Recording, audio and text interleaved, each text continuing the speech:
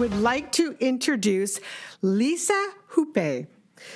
She is the owner of 7, not 1, but 7 Just Like Home care locations across British Columbia. She leads with compassion and heart. She has built one of the region's most trusted home care providers, enhancing the lives of seniors and those who need support. So let's welcome Lisa.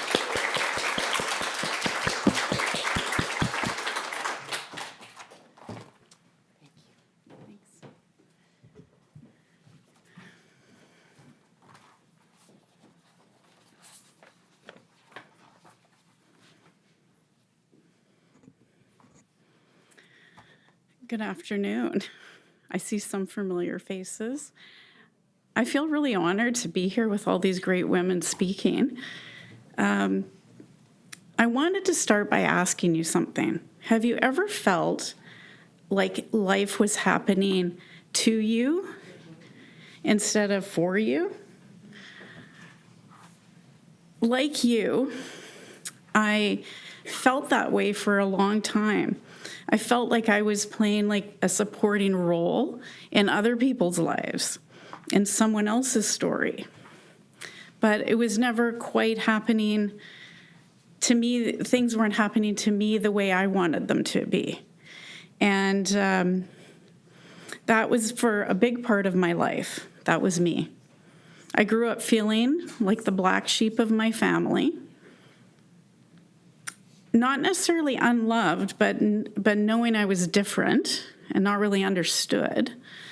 I never quite fit the mold, and things that seemed to come naturally to other people didn't come naturally to me.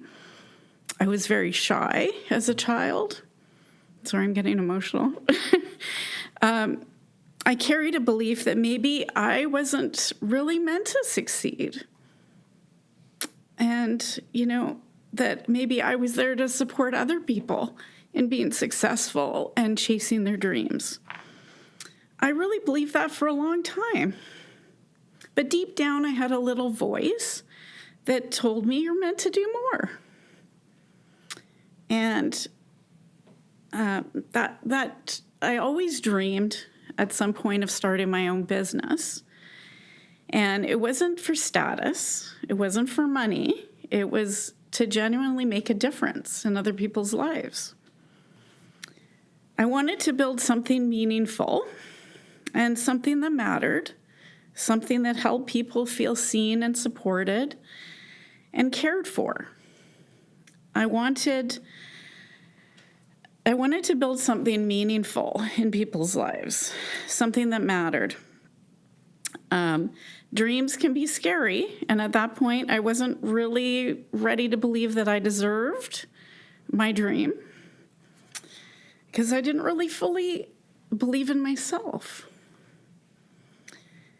So I've had different careers in my life, and at 40, I started over from a terrible divorce, and I taught school for about 20 years, and then I tried designing, and I thought that would be my creative outlet. So I designed cabinetry for homes, and that was kind of neat, but not ending up being what I felt made a difference. So I took a leap of faith at one point, and this is the denturist chapter of my life. So I got into denturist school. So basically, I took out a loan and enrolled in denturist school, and it was huge. I had committed to something I thought was going to make a difference in people's lives, and stepping into something professional in a different way that was stable, and I felt like I could prove that I could accomplish something important. And this is interesting because when I got into the school, they kind of pulled me aside and they said, "You've gotten the second highest score ever in this program." And I thought, for someone who's spent so many years doubting myself, I thought, you know what? That's kind of validation that maybe I'm capable. And it's a sign that I should be doing this because it's like I have an aptitude for it. So I threw myself into it. I was working 30 hours a week to be able to afford to go, even though I took out a loan, but, it's expensive. Went to school full time, and I was determined, and I was very driven and focused. And then my body said no. I became incredibly sick and exhausted, in pain, and I couldn't keep up with work and school. And I just kept pushing myself until I couldn't anymore. And I remember thinking I had completely failed. I'd worked so hard to get to that point. And I remember thinking, this was my chance, and I blew it. What I didn't know at the time was that my gallbladder was failing, like literally failing. And I was having life-threatening attacks. And so my body was trying to save me. But emotionally, that dream died for me. So when your dreams die, you kind of get where you're standing at a crossroads. And you're thinking, okay, now what? So I hit that moment that many people hit in life, that now what moment. And I looked at being a realtor, like Shanna there. And I thought, okay, that's a really cool thing. And I can help people with, buying a home. And I researched the courses. I convinced myself almost that it was the logical next step for me. But something just didn't sit right. And there was another pull.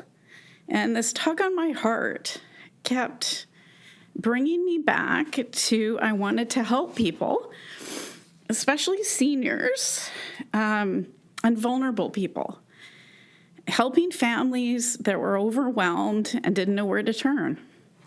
And I had seen how hard it was for families trying to care for loved ones, and I'd seen seniors lose their independence, and seen how different people had fallen through the cracks in our healthcare system. And I knew there had to be better options, and more dignified options, and more compassionate options. So then I started researching different home care companies. I looked into, do I start my own business from scratch? And I still felt kind of like maybe I wasn't ready for that. Should I join something established? So I looked at all of the different home care companies that were out there in the Lower Mainland. Could I even do this at my age? Because I was over 50. Society has a funny way of making us think that after 50, we're supposed to slow down. We're supposed to have it all together, play safe, and stay comfortable. But something inside me was just waking up. And that's when I found Just Like Family Home Care. And the values aligned with mine. Their focus was on dignity and compassion, person-centered care, and it matched exactly what I believe seniors and families deserved. And I remember thinking, am I ever going to do something this bold? This is it. This is what I'm going to do. So I took a scary step, and it seemed like such a big step at the time. And so I signed on, excited, kind of terrified, kind of all at once. And my first location was here, Abbotsford, Chilliwack, Mission, kind of all the way to Hope. And that was the only location that was available at Just Like Family that somebody wasn't already owning. So here's the honest truth. No one here had ever heard of Just Like Family Home Care here in the Valley. In Vancouver, they knew about us. Not one single person. We had no reputation, no name recognition, no roadmap for success in that territory. Just me, a dream, and a whole lot of determination. And I remember thinking, okay, Lisa, you've really got your work cut out for you here. And so I started in September of 2019. Now that's the plot twist. That was 6 months before COVID. And literally everything was shut down. You couldn't go into anywhere and do kind of face-to-face marketing or anything like that. And so it really was a challenging time. Suddenly, I was building a healthcare business in the middle of a global healthcare crisis. And fear was everywhere. People didn't know if they should put their loved one in a care home, if they should keep them at home, should they even allow anybody in their home? It was just like really just a kind of fear-mongering time for everybody. Staffing was uncertain. There was definitely staffing challenges. Families were overwhelmed with, what do I do? And the world felt really unstable. But something incredible happened. People needed care more than ever. And I realized this wasn't just a business, it was my calling. So today, I can say I own multiple franchises, and I've worked really hard for that.